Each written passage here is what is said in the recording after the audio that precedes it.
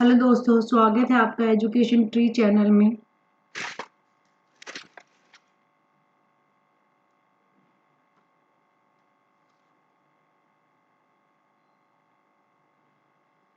आज एक और वीडियो मैं आपके लिए लेके आई हूँ कॉन्स्टिट्यूशन से रिलेटेड ही।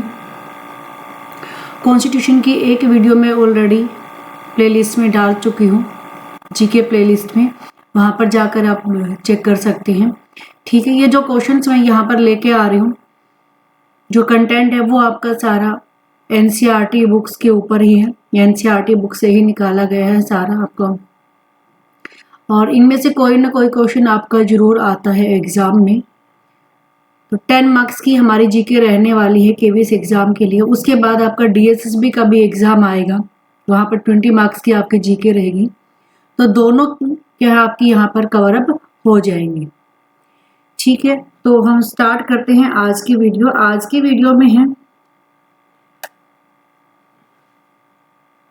जो हमारा कॉन्स्टिट्यूशन है उसकी क्या विशेषताएं हैं, कहाँ से क्या क्या फीचर्स जो है वो लिए गए हैं, प्रोविजंस हैं वो अदर कंट्रीज से लिए गए, कौन कौन से लिए गए हैं, उसके पीछे क्या रीजंस रहे हैं ये सब चीज़ लेने की।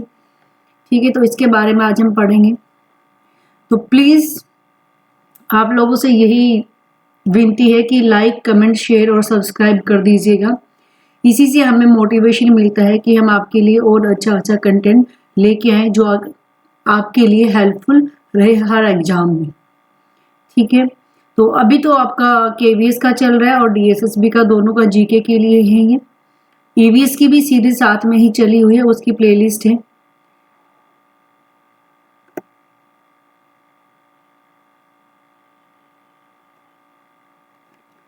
तो आज का जो है भारतीय संविधान के सोर्सेज, मतलब इंडियन कॉन्स्टिट्यूशन के सोर्सेज क्या क्या है।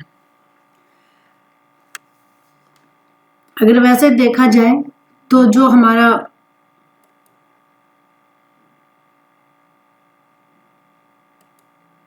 संविधान है मूल रूप से उस टाइम की अगर मैं बात करूं तो हमारे मूल संविधान में 395 आर्टिकल और 22 भाग थे। अब ये क्या है, जो आर्टिकल्स है वो भी हमारे 450 के करीब हो चुके हैं। और जो हमारा संविधान है वो एकात्मक और संघात्मक दोनों का मिश्रण है, मिश्रित रूप से है। ठीक है, भारत का जो संविधान है वो संघीय कम है, एकात्मक अधिक है। ऐसा भी कहा जाता है कि मतलब एकात्मक जो प्रवृत्ति है वो ज्यादा दिखाई देती है बजाय संघीय की। ठीक है, तो सोर्सेज में बताऊं, इसकी थोड़ी सी हिस्ट्री जान लेते हैं। जैसे कि हम ब्रिटेन के अधीन थे, 200 सालों तक उन्होंने हम पर राज किया था, हम गुलाम की तरह थे। ठीक है, तो जो ब्रिटेन की राजनीतिक व्यवस्था थी वही हमारी क्या है राजनीतिक व्यवस्था रही है। उससे हमने बहुत सारी चीजें सीख ली थी, हम उसके आदी हो चुके थे।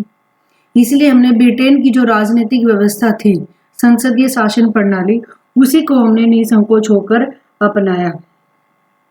बट उसमें क्या है, हमने एज इट इज नहीं लिया। ब्रिटेन का जो शासन प्रणाली थी या संसदीय शासन प्रणाली थी, जो उसका संविधान था, उसको हमने एज इट इज नहीं लिया। उसको हमने विभिन्न देशों का अध्ययन किया उसके लिए।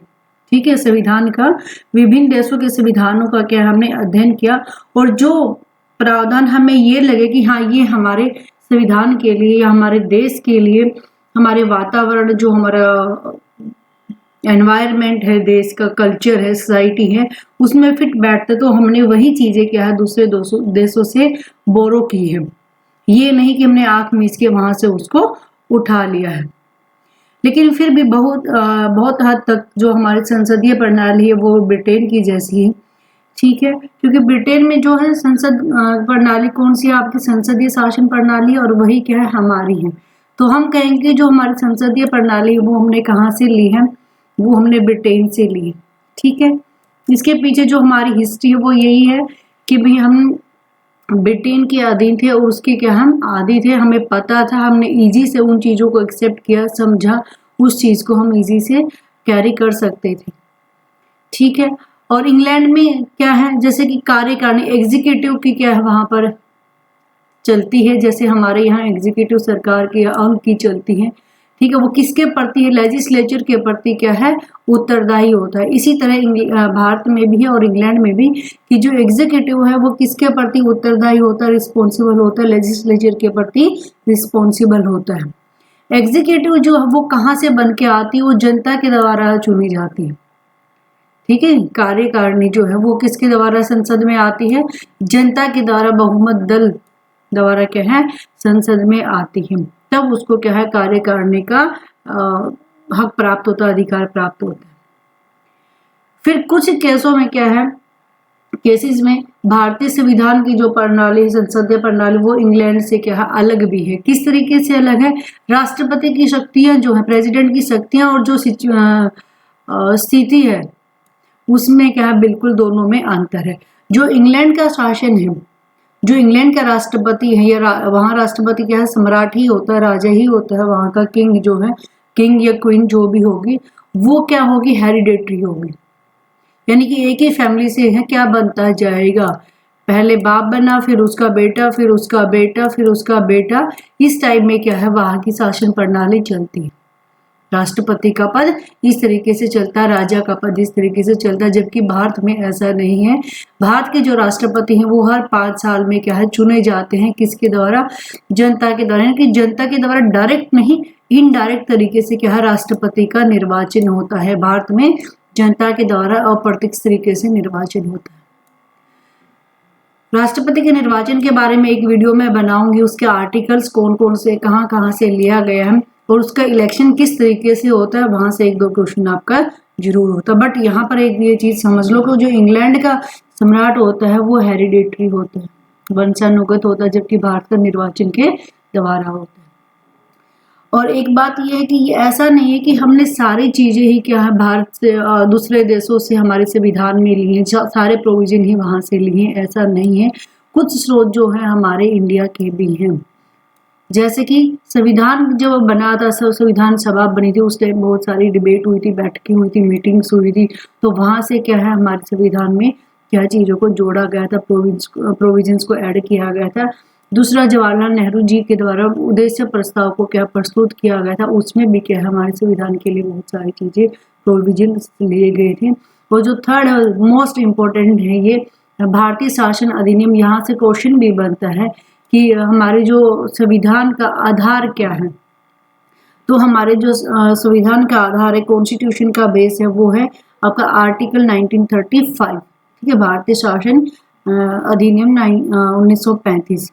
इससे हमने क्या क्या चीजें ली, एक तो संघीय व्यवस्था ली। संघ क्या होता है, एक राज्य होता है और केंद्र होता है। केंद्र और राज्यों की दोनों की शक्तियों का क्या होता है, बंटवारा होता है, ठीक है। राज्य अपने तरीके से काम करते हैं और केंद्र अपने तरीके से काम करता है, दोनों की अपनी अपनी विधानमंडल या विधानसभा, लोकसभा, जैसे केंद्र में लोकसभा और राज्यसभा काम करती है, उसी तरह क्या है राज्यों में विधानमंडल और विधान परिषद काम करती है। अब कुछ राज्यों में विधान परिषद है, कुछ में नहीं है, ठीक है, उसके बारे में हम अलग से बात करेंगे। उसके लिए मैं फैक्ट बेस आपको क्वेश्चंस दे दूंगी 1 लाइनर में, ठीक है, प्रैक्टिस सेट दे दूंगी, उसमें आपका हो जाएगा। नेक्स्ट है संसदीय शासन व्यवस्था। संघीय व्यवस्था हो गया, संघीय व्यवस्था में राज्य अलग होता है, राज्यों का अलग काम होता है और केंद्र का अलग होता है, कि 2 भागों में क्या है बटा होता है ढांचा हमारा, ठीक है। तो थर्ड है आपका संसदीय शासन व्यवस्था, राज्य का पद, फिर संघीय न्यायालय की शक्ति, यानी कि जो हमारा जुडिशरी सिस्टम है उसकी पावर, फिर इमरजेंसी की जो शक्ति है वो कहाँ से ली गई थी, ये सब 1935 एक्ट से ली गई थी। This is the most important कि कौन सी चीजें कहाँ से ली गई थी, ठीक है, ये वाला पार्ट जो है आपका बहुत ही इम्पोर्टेंट है। नेक्स्ट है अब विदेशी हैं आपके जो सोर्सेज हैं, फॉरेन रिसोर्सेज हैं, वो क्या क्या हैं, कहाँ से, कौन सी कंट्री से क्या लिया गया है, ये बहुत ही इम्पोर्टेंट है। यहाँ से आपका क्वेश्चन क्या है बनेगा ही बनेगा, कोई चांस है ही नहीं यहाँ से क्वेश्चन रहने का। ये आपका DSSB में भी और KVS में भी, अगर आप कोई और एग्जाम दे रहे हो तो वहाँ से भी क्या है आपका क्वेश्चन यहाँ से बनता ही है, ठीक है। अब पहली बात ब्रिटिश संविधान, क्योंकि हमारा जो कॉन्स्टिट्यूशन है वो इसी से रिलेटेड है, ठीक है, इसी के बेस पे हमने अपने क्या है संरचना की हुई है। तो राज्य का संवैधानिक प्रमुख जैसे कि राष्ट्रपति, संसदीय प्रणाली, विधि का शासन, रूल ऑफ लॉ, लोकसभा का उच्च सदन, यानी कि जो लोकसभा है लोकसभा को निचला सदन बोलते हैं, ठीक है, और लोकसभा का उच्च सदन हमारा कौन सा, राज्यसभा है। उच्च सदन कौन सा है, राज्यसभा है, ठीक है। संसद के 3 अंग होते हैं, राज्यसभा, लोकसभा और राष्ट्रपति, तीनों से मिलकर क्या है पार्लियामेंट बनती है। बच्चे क्या करते हैं, लोकसभा और राज्यसभा को ऐड कर देते, राष्ट्रपति को छोड़ देते, बट तीनों से मिलकर क्या है हमारी जो पार्लियामेंट है वो बनती है। तो यहाँ पर क्वेश्चन क्या है कि मतलब जैसे लोकसभा का उच्च सदन से शक्तिशाली होना, ठीक है, ये बात सत्य है कि जो लोकसभा है वो राज्यसभा से ज्यादा शक्तिशाली होती है। ये प्रोविजन कहाँ पर था, ये प्रोविजन ब्रिटेन में था और वहीं से क्या है इंडिया में लिया गया। नेक्स्ट आता है अमेरिका का संविधान। अमेरिका का जो संविधान वो लिखित संविधान है, ये कब बना था, 1787 में बना था। और ब्रिटिश का जो संविधान है वो क्या है अलिखित है, ठीक है, उसको लिखा हुआ नहीं है। तो वहां से लिया गया था हमारे प्रेम्बल, प्रस्तावना, संघवाद, राज्य और केंद्र शक्तियों का बंटवारा, हमारे फंडामेंटल राइट्स, मोस्ट इंपोर्टेंट, उपराष्ट्रपति के क्या क्या कार्य, ये चीज पूछी है। प्रस्तावना का पता है लोगों को, सबको पता, बच्चों को संवाद का पता, मौलिक अधिकार, बट उपराष्ट्रपति के कार्य को हम क्या इग्नोर कर देते हैं, संविधान संशोधन को इग्नोर करते हैं। न्यायपालिका और न्यायिक पुनरावलोकन, ये वाला क्वेश्चन न्यायिक पुनरावलोकन बहुत बार पूछा जाता है कि कहाँ से लिया गया था, ये व्यवस्था कहाँ कहाँ पर पाई जाती है। इंडिया, अमेरिका, ब्रिटिश, फ्रांस, ऐसे करके क्या है आपको ऑप्शन दिए जाते हैं, ठीक है। तो न्यायिक पुनरावलोकन इंडिया और अमेरिका में क्या है पाई जाती है, और न्याय का समान संरक्षण, ठीक है। तो ये दोनों क्या है इंपॉर्टेंट है, दोनों का जो मैंने यहाँ दिए सभी इंपॉर्टेंट, इनमें से कोई ना कोई क्वेश्चन जरूर आपका मिलता है, राइट। फिर है ऑस्ट्रेलियाई संविधान। ऑस्ट्रेलिया से क्या क्या प्रोविजन क्या है हमारे संविधान में उधार लिए गए थे, बोरो किए गए थे वहां से। आपकी कंकर लिस्ट, जो हमारी 3 लिस्ट होती है, केंद्र, राज्य और समवर्ती। तो समवर्ती जो सूची वो कहाँ से ली गई थी, ऑस्ट्रेलियाई संविधान से ली थी। और केंद्र और राज्यों के बीच में जब आपस में दोनों में टकराव होता है या किसी विषय को लेकर विवाद होता है दोनों में, तो उस सिचुएशन में समाधान क्या होगा, उसका प्रोसेस क्या होगा कि कैसे उनका समाधान किया जाए, किसकी मानी जाए। तो उस ये कंडीशन कहाँ से ली गई, ऑस्ट्रेलिया से ली गई है। और प्रस्तावना की जो भाषा है वो कहाँ से ली गई है, वो भी ऑस्ट्रेलियाई संविधान से ली गई है। केंद्र राज्यों की गतिरोध की दशा में समाधान वाला क्वेश्चन पूछा गया है, और ये समवर्ती सूची वाला भी क्या पूछा जा चुका है, संभावना है अब की बार ये भी ऐड हो जाए, ठीक है। फिर नेक्स्ट है कनाडा। कनाडा के संविधान में क्या है शक्तिशाली संघ का उल्लेख, यानी कि यूनियन को यहाँ पर क्या है पावरफुल माना गया है, ठीक है, संघ को क्या है पावरफुल। और केंद्र में जो अवशिष्ट शक्तियों का निहित, यानी कि जो शक्तियां तीनों लिस्ट में होने के बाद जो पावर बच जाती हैं, जैसे समवर्ती, राज्य और केंद्र में जो उनकी लिस्ट बनाई है उसके कार्य हैं, ये राज्य के कार्य हैं, ये दोनों के मिलके कार्य हैं। उसके बाद भी जो पावर बच गई वो पावर कहाँ पर होंगी, किस में होंगी, वो केंद्र में होंगी। तो ये कहाँ से लिया गया था, ये कनाडा से लिया गया था, ठीक है, ये प्रोविजन। नेक्स्ट है जर्मनी का संविधान से क्या लिया गया था, जो आपके इमरजेंसी प्रोविजन हैं वो क्या है वहां से लिए गए थे आपात, ठीक है। आयरलैंड के संविधान से सब जानते हैं नीति निर्देशक तत्व और राज्यसभा में नामांकित सदस्य हैं, कि राज्यसभा में जो सदस्यों का नामांकन होता है और जो हमारे डायरेक्टिव प्रिंसिपल्स हैं वो कहाँ से लिए गए हैं, आयरिश कॉन्स्टिट्यूशन से लिए गए, ठीक है। नेक्स्ट चलते हैं अब अफ्रीकी कॉन्स्टिट्यूशन में, यहाँ से क्या क्या लिया गया है। एक तो क्या संसद में जो 2/3 से संशोधन होगा, वो एक संशोधन हमने पीछे पढ़ा था, अमेरिका से भी लिया गया था संविधान में संशोधन, बट यहाँ पर क्या है, यहाँ पर दिया गया 2/3 बहुमत से संशोधन, 2/3 मेजोरिटी जो चाहिए उससे संशोधन होगा, ठीक है। ये कहाँ से लिया गया, अफ्रीकी संविधान से लिया गया है। नेक्स्ट है राज्य विधानमंडलों द्वारा राज्यसभा में आनुपातिक प्रतिनिधित्व के आधार पर सदस्यों का निर्वाचन। यानी कि राज्यसभा में जब सदस्यों का निर्वाचन किया जाता है, उनका इलेक्शन किया जाता है, तो वो किसके बेस होते हैं? जो राज्य के विधानमंडल हैं या विधानसभाएं हैं, उनके अनुपात के आधार, उनके रेशो के आधार पर क्या है, उनके सदस्यों का निर्वाचन किया जाता है। यानी कि किस स्टेट में कितनी सीट है, जैसे 80 है यूपी में, उसके आधार पर, उसके 80 के अनुपात के आधार पर ही क्या वहां पर लिया जाएगा। जिस राज्य की ज्यादा सीटें होंगी विधानमंडल में या विधानसभा में, उतने ही ज्यादा सदस्य उसके राज्यसभा में होंगे, और जिन राज्यों में विधानसभा में कम सीटें हैं तो उनके मेंबर भी राज्यसभा में कम ही निर्वाचित किए जाते हैं। ये होता है आनुपातिक प्रतिनिधित्व के आधार पर सदस्यों का निर्वाचन। यानी कि ज्यादा सीट तो उसके जो मेंबर्स हैं वो राज्यसभा में ज्यादा होंगे, तो कम सीट हैं और किसी राज्य में विधानमंडल की, तो राज्यसभा में भी उनके मेंबर कम ही होते हैं। ठीक है, ये वाला कहाँ से लिया गया था? अफ्रीकी संविधान से लिया गया था। फिर है आपका फ्रांसीसी संविधान। यहाँ से हमने गणतंत्रात्मक प्रणाली। अब गणतंत्रात्मक प्रणाली का क्या है? ये वही कि यहाँ पर जो राष्ट्रपति है वो इलेक्शन के जरिए क्या है, चुना जाता है। ठीक है, अप्रत्यक्ष इलेक्शन के द्वारा क्या है, चुना जाता है, इसलिए क्या है, इसको हम गणराज्य कहते हैं। भारत क्या है कि गणराज्य राज्य, वैसे ही फ्रांस भी क्या है, गणराज्य स्टेट। ठीक है, संवैधानिक संशोधन, अध्यादेश, ऑर्डिनेंस, ठीक है, रूल, रेगुलेशन और आदेश, ये सब क्या है, फ्रांस से लिए गए थे। सोवियत संघ,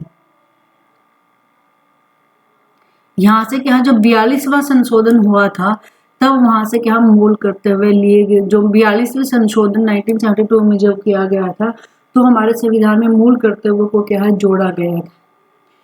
ठीक है, मूल करते हुए जोड़े गए थे। वो किसकी कमेटी, कौन सी कमेटी बनी थी? तो सरवण सिंह की कमेटी बनी थी 1972 में। ठीक है, तब मूल करते हुए को जोड़ा गया था। हमारे मूल संविधान में क्या थे, मूल करते हुए नहीं थे। तो इनकी प्रेरणा कहाँ से मिली थी? रूस और इटली से क्या है, इसकी प्रेरणा मिली थी कि हमें संविधान में हमारे मूल करते हुए क्या है, ऐड करने चाहिए, जो कि आज के टाइम में जो ड्यूटीज हैं वो कितनी है, 11 है। मूल रूप से 10 थी, बट एक क्या है, बाद में जोड़ी गई। ठीक है, मूल रूप से 10 थी, एक को बाद में जोड़ा गया था, तो टोटल अब कितनी है, 11 है। ठीक है, फिर है हमारे संविधान की विशेषताएं क्या क्या। तो वर्तमान में जो हमारा संविधान है उसमें कम से कम 404 क्या है, धाराएं हैं या आर्टिकल्स हैं, और 126 भाग हैं। ठीक है, और 12 क्या है, अनुसूचियां हैं। ये 26 भाग है, 126 गलती से लिखा गया है, तो ये क्या है, 26 क्या है, पार्ट्स हैं। तो डॉक्टर भीमराव अंबेडकर जी ने एक स्टेटमेंट दी थी हमारे संविधान के लिए। उन्होंने कहा था कि जो भारतीय संविधान है वो क्या है, व्यवहारिक है, प्रैक्टिकल है। ठीक है, प्रैक्टिकल चीजों पे जीवंत है, उसमें लाइफ है। ठीक है, इसमें परिवर्तन की क्षमता है, जीवंत है, तो हम उसमें क्या परिवर्तन कर सकते हैं, बदलाव कर सकते हैं। और इसमें शांति काल एवं युद्ध काल में देश की एकता को बनाए रखने की क्या है, क्षमता है। तो ये स्टेटमेंट किसने दी थी? ये स्टेटमेंट भीमराव अंबेडकर जी ने दी थी। ठीक, नेक्स्ट टाइम भारतीय संविधान की प्रमुख विशेषताएं क्या है? यहाँ से क्वेश्चन जरूर आता है और हर बच्चे को कहीं ना कहीं से गलत होता है। ठीक है, तो प्रमुख जो विशेषताएं हैं वो हमारा क्या संविधान, एक तो विशाल है, वास्ट है, लिखित, ये सबको पता है, सिंपल है। दूसरा क्या है, संपूर्ण प्रभुत्व संपन्न और लोकतांत्रिक गणराज्य। तो संपूर्ण प्रभुत्व संपन्न का क्या मतलब है यहाँ पर? इसका मतलब ये है कि जो हमारा भारत है, भारत की सीमा के अंदर ही भारत के संघ की सर्वोच्च सत्ता है, भारतीय संघ की क्या है, वही क्या सर्वोच्च सत्ता है, इसकी इच्छा ही क्या सबसे ऊपर है। भारतीय संघ, जो हमारा संघ है वही क्या है, सर्वोच्च है, उसको ही सबसे ऊपर माना गया है, उससे ऊपर कुछ नहीं है। ठीक है, ये बाहरी रूप से और आंतरिक दृष्टि से किसी विदेशी सत्ता के अधीन नहीं है। इसी को हम संपूर्ण प्रभुत्व संपन्न लोकतांत्रिक गणराज्य कहते हैं। ठीक है, और लोकतंत्र का मतलब क्या है कि भी जो हमारा लोकतंत्र है, डेमोक्रेसी है, उसका मतलब ये है कि जो सरकार में जो सत्ता है, जो सरकार बनी है, वो किसके बेस पे बनी है? जनता के बेस पे।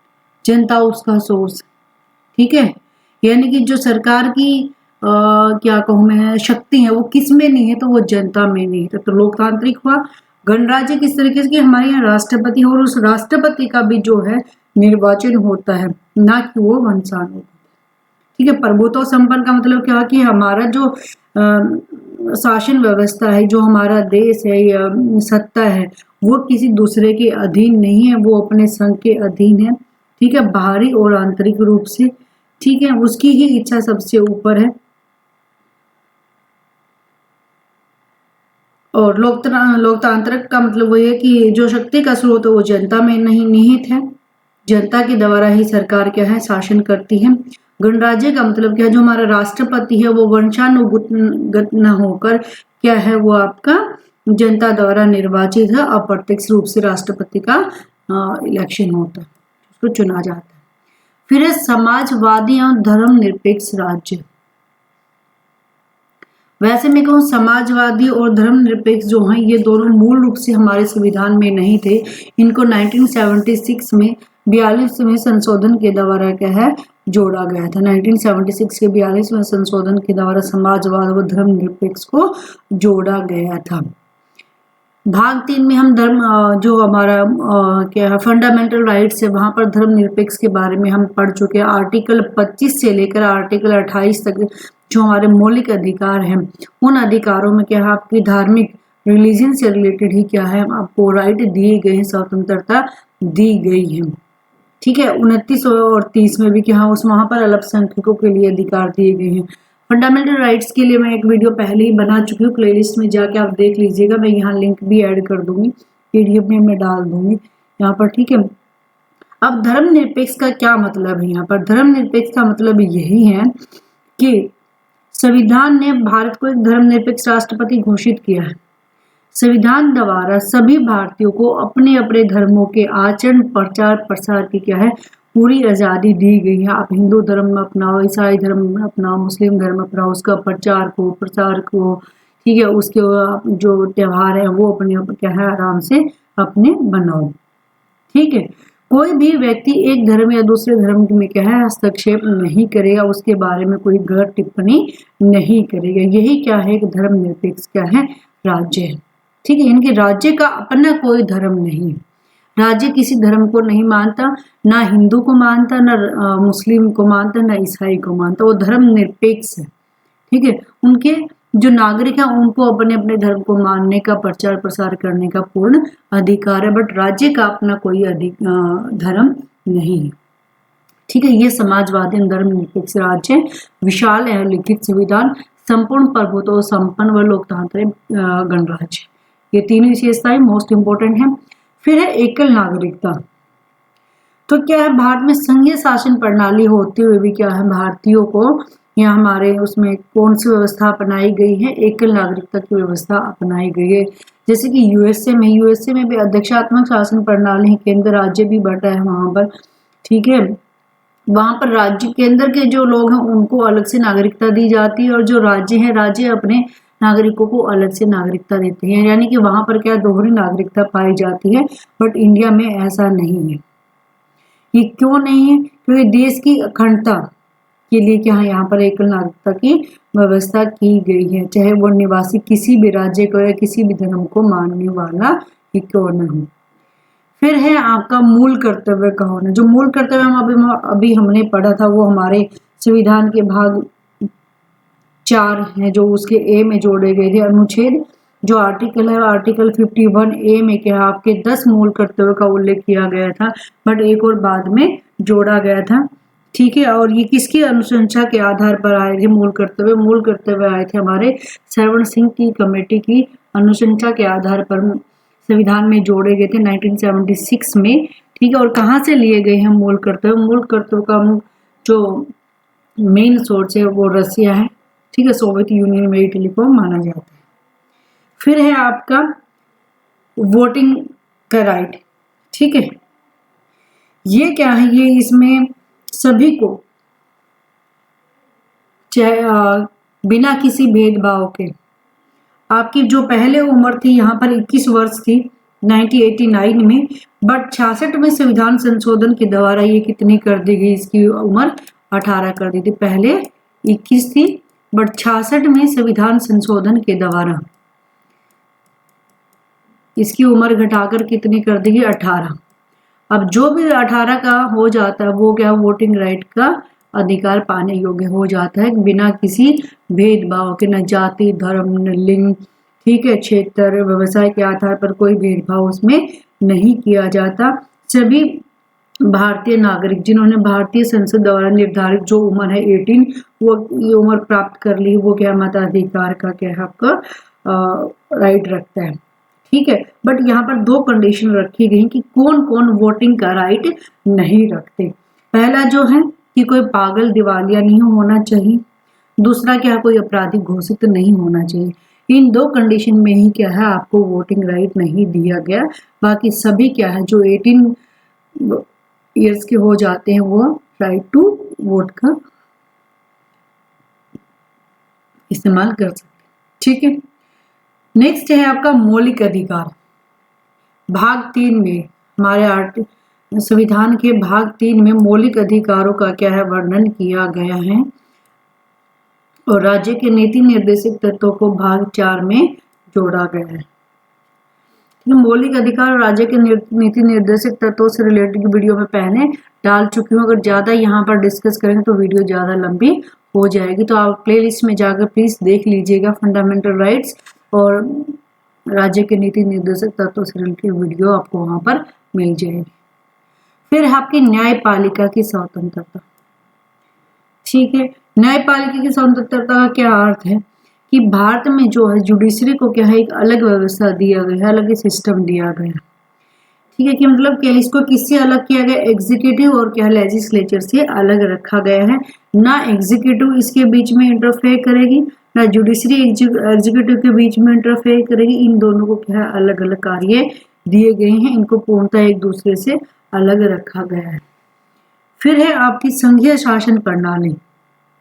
ये आपको समझने की जरूरत है। यहाँ पर जो है आपका संघीय शासन प्रणाली पे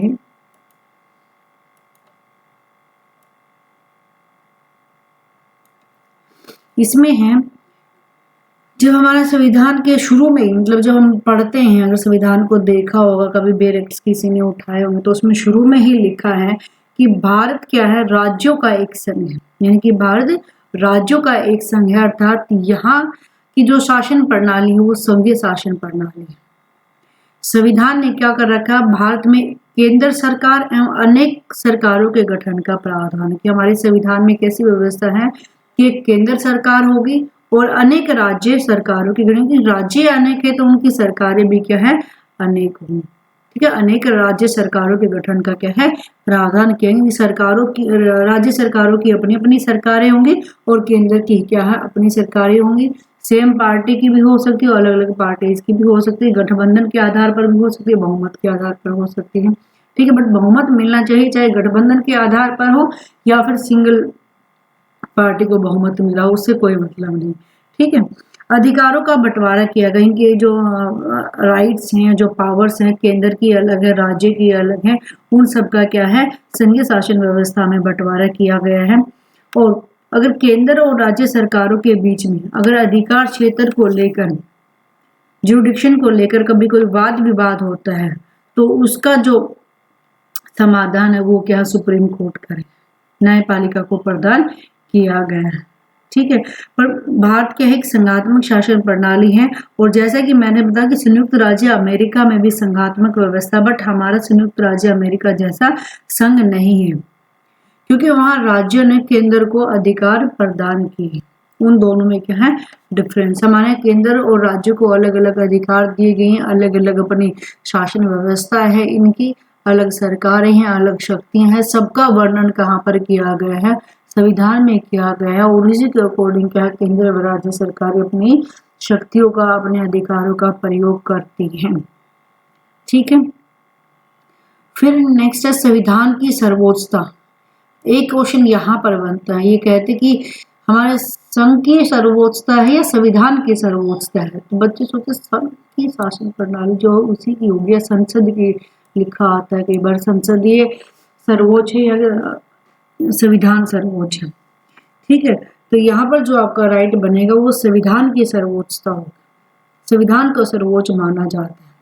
ठीक है, लेकिन व्यवहार में तो हम देखते हैं संसद की ही प्रभुता है, उसी की संप्रभुता है, बट रिटर्न में जो चीजें हैं वो क्या है, जो आपकी संविधान की सर्वोच्चता उसको मानकर ही क्या है संसद अपने कार्य करती है। ठीक है, भारत में कोई भी कार्य है वो संविधान के प्रोविजन के अकॉर्डिंग ही किया जाता है, इसलिए संविधान की सर्वोच्चता है, ना कि संसद की सर्वोच्चता है। केंद्र सरकार हो या राज्य सरकार हो, कोई भी संविधान का उल्लंघन नहीं कर सकता। कोई प्रोविजन दिया उससे ऊपर उठकर अपनी मर्जी से कोई भी कानून नहीं बना सकती, कोई भी संशोधन नहीं कर सकती अपनी मर्जी से। ठीक है, संसद भी संविधान के विरुद्ध क्या है कानून नहीं बना सकती। ठीक है, फिर नेक्स्ट है लोकप्रिय प्रभुसत्ता पर आधारित संविधान। लास्ट है ये इसकी आपकी विशेषता। तो इसमें है भारतीय संविधान की क्या एक महत्वपूर्ण विशेषता है, लोकप्रिय प्रभुसत्ता पर आधारित संविधान। इसमें क्या जनता के द्वारा निर्मित है, जो प्रभुसत्ता वो किस पे निर्मित है, जनता, जनता में निहित शक्तियां हैं, जनता ही क्या है सरकार को चुनकर आगे भेजती है, उनको कार्य करने की शक्तियां प्रदान करती है।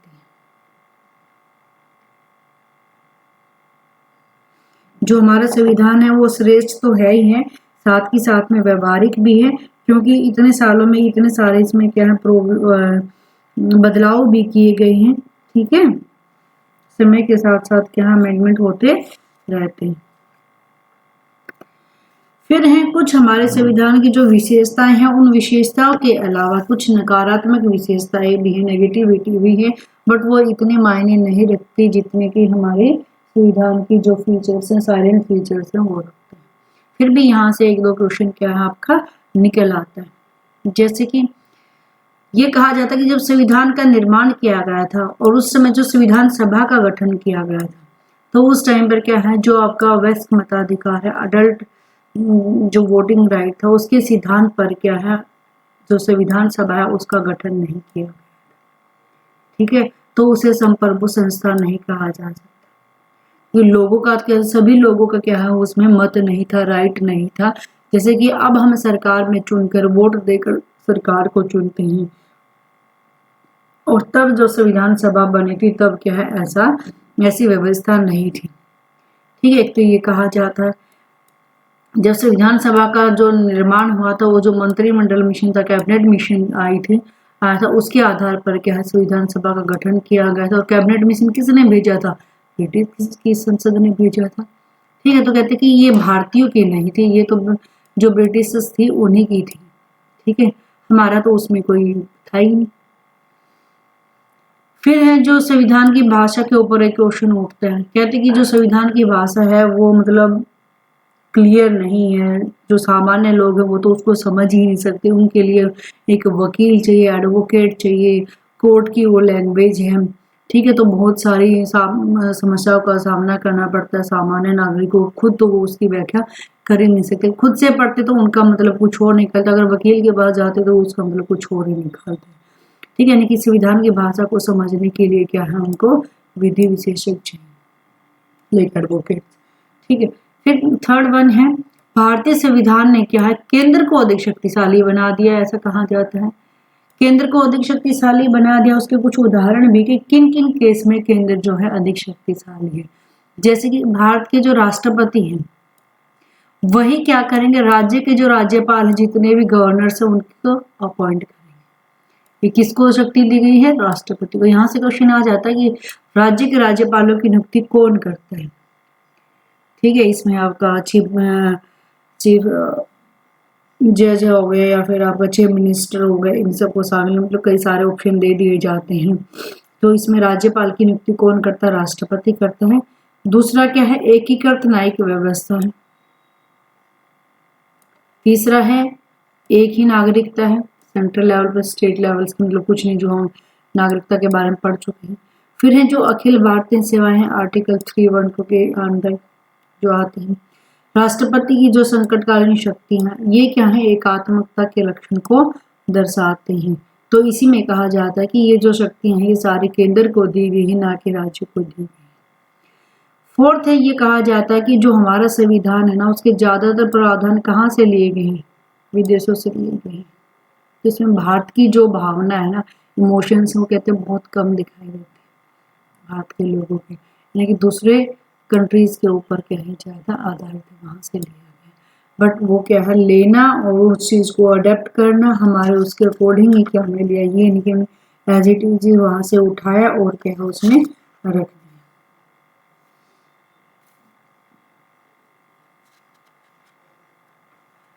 तो ये था आपका कुछ इंपॉर्टेंट साइलेंट फीचर्स थे आपके, ठीक है। इससे रिलेटेड यहाँ से एक या दो क्वेश्चन आपका पुट हो सकता है केवीएस में भी और आपका डीएसएसपी में।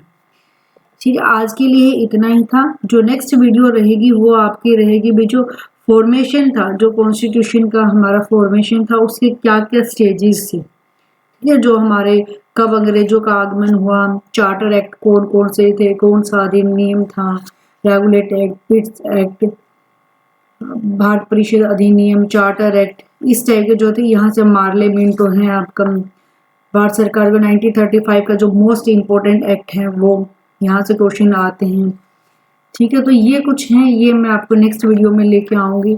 फिर एक आपका प्रेम्बल से है, कुछ प्रेम्बल से करवा दूंगी, मेन आपके हैं। और फिर आपका राज्यसभा, लोकसभा, राष्ट्रपति, उपराष्ट्रपति, इन सब की एक एक वीडियो लेके 4-5 के आपके यहाँ से वीडियो बनाता हूँ। फिर हम अपना जियो का स्टार्ट करेंगे। पहले पॉलिटी का क्या है मेन आपका हो जाए, जो पॉलिटी जल्दी याद भी हो जाती, ज़्यादा रट्टा मारने की भी जरूरत नहीं होती, इजीली हो जाते हैं। 4-5 टॉपिक और बचे हैं इसके, वो आपके कंप्लीट हो जाएंगे इस वीक में। उसके बाद हम जियो का स्टार्ट करेंगे, हिस्ट्री का हो जाएगा। तो पढ़ाई करते रहिए मन लगा के, ज़्यादा टाइम नहीं है, टाइम वेस्ट ना करें इधर उधर यूट्यूब पे। अपना एक चैनल रखें और उसी को क्या है फॉलो करें अच्छे से। Okay, bye. Thank you for watching. Please do like and subscribe. अपने वैल्यूएबल कमेंट्स जरूर दें, ठीक है। Stay tuned.